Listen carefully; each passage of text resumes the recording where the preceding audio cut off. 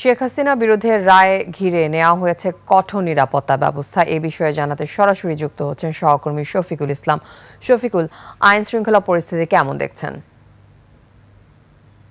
ধন্যবাদ আফিফা। আমি এই মুহূর্তে রয়েছি আন্তর্জাতিক অপরাধ ট্রাইব্যুনালের মাজার গেটের সামনে। এখানে 4 স্তরের নিরাপত্তা জোরদার করা হয়েছে। এই মুহূর্তের পরিস্থিতি যদি আপনাদেরকে দেখাই, দেখতে পাচ্ছেন যে মাজার গেটের সামনের যে সড়কটি রয়েছে, যেখান থেকে মূলত প্রবেশ করে, সেই প্রবেশ পথেই তল্লাশি করা হচ্ছে এবং এই তল্লাশির পরেই তাদের কাছে যদি কোনো ধরনের কোনো সন্দেহজনক কিছু ঘটে, এমন কোনো পরিস্থিতি তৈরি হয়, তাহলে তাদেরকে তারা ভিতরে যেতে দিচ্ছে না। এবং যারা এখানের এই হাইকোর্ট এলাকার যারা আইনজীবী রয়েছেন এবং যারা দর্শনার্থী রয়েছেন, তারা মূলত এখানে তল্লাশির পরেই ভিতরে প্রবেশ করতে পারছেন।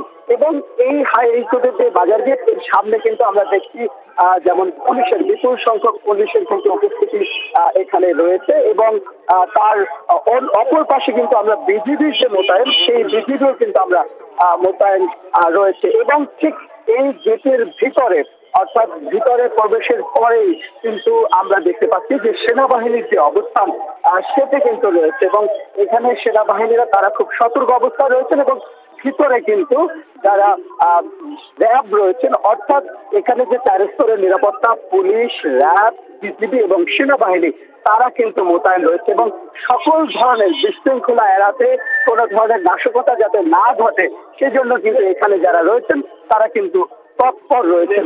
এবং আজকে এই রায়কে কেন্দ্র করে এই মাজার গেটের সামনের যে সড়কটি রয়েছে, সেই সড়কে কিন্তু এক পাশ থেকে যান চলাচল বন্ধ রয়েছে এবং সেখান থেকে কোনো ধরনের যান চলাচল করছে না। এবং আমরা যখন এই ট্রাইব্যুনালে আসছিলাম, দেখছিলাম ঢাকার রাজপথের বিভিন্ন জায়গায় পুলিশের চেকপোস্ট রয়েছে, সেনাবাহিনীর টহল রয়েছে।